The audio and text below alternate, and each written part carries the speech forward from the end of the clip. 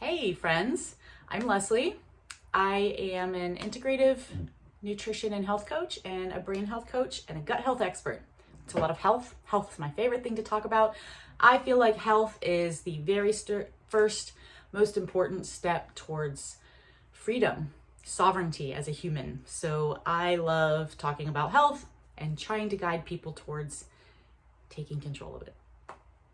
One of the conversations I was having today was, how do I know if I have gut damage? So the answer usually is pretty much everybody has gut damage, and that's because it's just wear and tear that happens over your life. But some people have like more severe gut damage and need a more intensive gut healing protocol.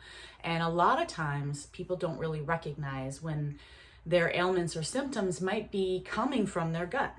And so I get asked a lot, like, how do I know if what's wrong with me is coming from my gut? So that's what I'm going to talk about today. There are a lot of ways that damage inside your gut can manifest externally. And like I've mentioned before, most of the time, there's been damage happening over time that you're not aware of. And once it gets to the point where you're aware of it because you're experiencing symptoms, it's usually reached like this critical level of damage. So it is good for everyone to start paying attention to their gut health.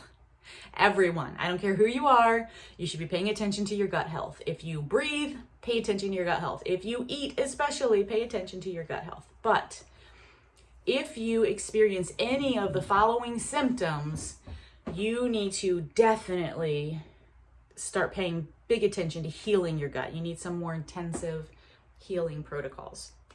So the first most obvious way that damage to your gut can show up is in digestive issues. I think that's a pretty clear connection a lot of people can make, but they've been misled a little bit by some of the diagnoses and treatment protocols from some digestive issues. So when I talk about your gut, it can really be anything from the in to the out. So anytime you're experiencing anything along that pathway that is unpleasant, that's a symptom, and it has to do with what's going on inside your gut.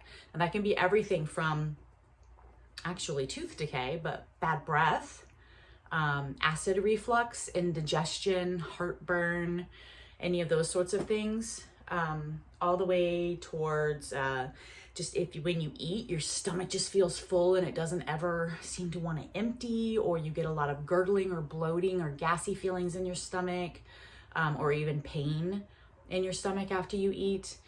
Moving on down towards your gut, it can look like having to go to the bathroom like pretty quickly after you eat, with some seriousness.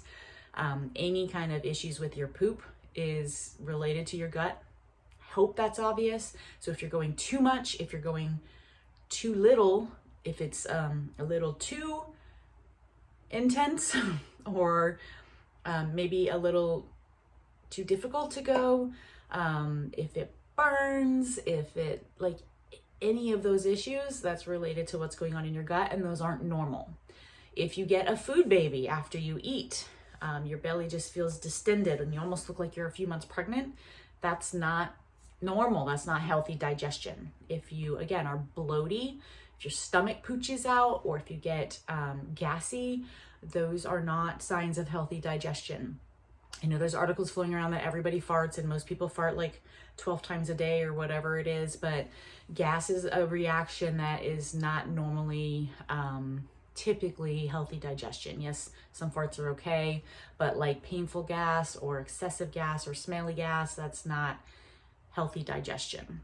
And then again, pain in like your intestine area and your lower abdomen obviously is not good. And then when you get into some of the more serious conditions like IBS, IBD, colitis, Crohn's disease, all those sorts of things that have to do with like your intestine and colon area, those are called syndromes and disorders and stuff because they're just a collection of symptoms. And some doctors are even telling their patients that what you eat doesn't really make a difference, although I think most doctors will recommend like a FODMAP, low FODMAP diet for those kinds of conditions. So that's at least recognizing a little bit that diet can play a role, but those are all digestive problems, which means your digestion is not working properly. So if you're digesting too quickly or too slowly, if it hurts, if it causes any bloating, or any of that kind of stuff, that's not healthy digestion. That means that you need to do a little bit of work on your gut, and it means that you can, usually fairly easily, but sometimes it's a little more difficult, but you can get better. That's not how you just have to live forever. You don't have to just cut out all the foods that you love forever. You don't have to just deal with those problems forever, and you don't have to take medication forever. Just want to let you know that. The next way, the next level, I suppose, that could happen is autoimmune conditions. So once your gut lining gets damaged enough, things that aren't supposed to get through can get through, and then your immune system responds to those things by creating immune responses. Sometimes those immune responses can get out of hand, and your immune system can actually start attacking itself, which is where autoimmune disorders come from. Autoimmune disorders can vary widely, but it has been argued by some very smart people that it doesn't matter what autoimmune condition you have, it came from leaky gut. So food for thought. See what I did there? But it doesn't matter what your autoimmune condition is, it's an autoimmune condition. So it's still stemming from the same thing. And it could greatly be, I do not claim to diagnose or cure diseases because that is against the law, but it could greatly be improved or moderated by doing some intense gut healing. The next set of symptoms that can produce themselves are things caused by inflammation. Inflammation arguably leads to autoimmune disorders, but inflammation also causes things like diabetes and joint pain and cognitive disorders and all sorts of conditions that you may or may not, heart disease. Lots of things are caused by inflammation. And again, arguably hypothesized by some very smart people, all stemming from your gut.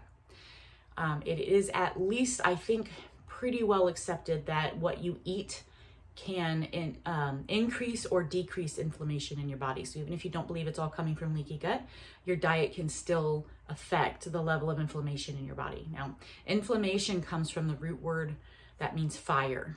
So that's fire in your body, basically, like heat, like it's not good. And if you ignore it over time, it causes more and more damage, just like ignoring hot embers in your building might cause damage over time.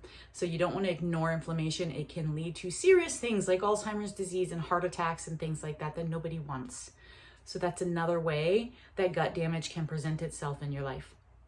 And then the last one I was going to bring up is imbalance. When your gut is out of whack, your microbiome is imbalanced or leaking, when your gut's leaky, it can cause imbalances in other systems in your body, whether that be hormones or electrolytes or whatever the case may be. Imbalances in your body cause issues. Your body is like a really well, very delicately programmed machine.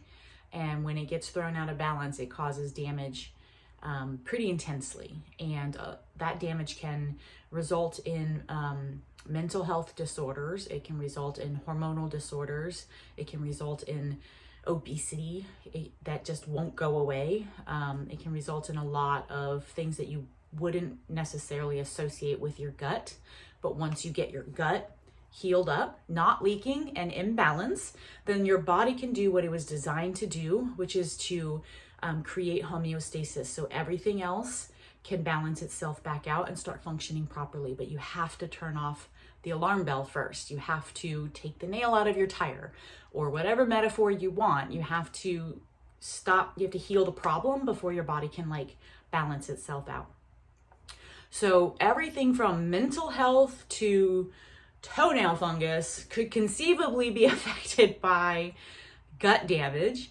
And it's really important that everybody understand that, because we all need to be conscientious of the way that we're nourishing our guts, so that we can start taking care of our guts, so that we can be healthy, happy people. That's what I'm trying to say. So that was a lot, and maybe you don't know what to do with it. Now that I've convinced you that you have to heal your gut, you don't really know what to do about that. So you can check that out by watching my other videos. Make sure you subscribe. But more importantly, you can click the link in my bio and schedule a free phone call with me, and we can talk about your specific situation and what you might need to do from there. All right. I hope to see you all soon. Have a great week.